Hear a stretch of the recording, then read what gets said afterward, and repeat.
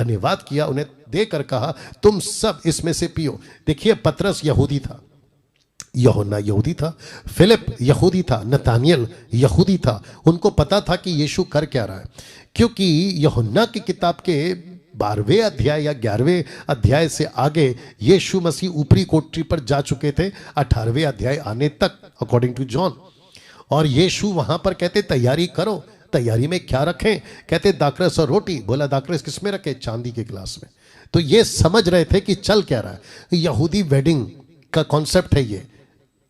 जी हाँ, आपने बिल्कुल ठीक सुना। तो यीशु जब ये कर रहे थे कि पियो, तो उनको पता चल रहा था कि यहाँ कोई बड़ा प्रकाशन आ रहा है, यहाँ कोई परमेश्वर हमको अपने लेवल पे लेके आ रहा है। क्योंकि ओल्ड टेस्टमेंट में इजरायलियों को कहता था मेरी पत्नी है, और न्यू टेस्टमेंट में कहता ये तो मेरी दुल्हन हो जो पत्नी बनेगी, मैं रखूंगा आगे, क्योंकि ये वाचा का मेरा वह लहू है जो बहुतों के लिए पापों की क्षमा के निमित्त बहाया जाता है। अब इसको पढ़िए, मैं तुमसे कहता हूं कि दाख का ये रस उस दिन तक कभी ना पीऊंगा जब तक तुम्हारे साथ अपने पिता के राज्य में नया ना पीऊं।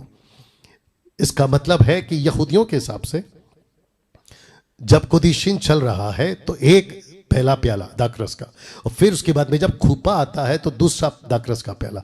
यहां पर दोनों है, केदुशीन भी है और खूपा भी है। यह बात पतरस को पता चल गई थी, यह बात चेलों को पता चल गई थी, और वो जान गए थे कि वाह ये भेद तो बड़ा है। पौलुस ने तो और भी साफ किया ना। स्टेप नंबर 5, दूल्हे के पिता द्वारा दुल्हन को तोहफा दिया जाना, जिसको कहते हैं मतान, गिफ्ट। आप जाकर टाइप कर लीजिएगा, अर्थ होता है तोहफा। तो दूल्हे के पिता द्वारा दुल्हन को तोहफा दिया जाता था, और यह बात धीरे धीरे पक्की हो जाती थी।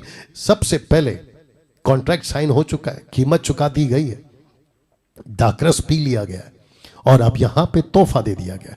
तोहफा क्यों? क्योंकि अब हम एक हो गए। तोहफा क्यों? तुम हमारे परिवार की हो। तोहफा क्यों? ताकि तुमको याद रहे कि हमने तुमको एक कमिटमेंट किया है, तुमको एक वादा दिया है, और ये तोहफा तुमको बार बार याद दिलाता रहेगा। तो लिखा है तोहफा दुल्हन को इंतजार करने में मदद करता है। अब इसका कनेक्शन, स्टेप नंबर 5 का कनेक्शन कलीसिया से कैसे?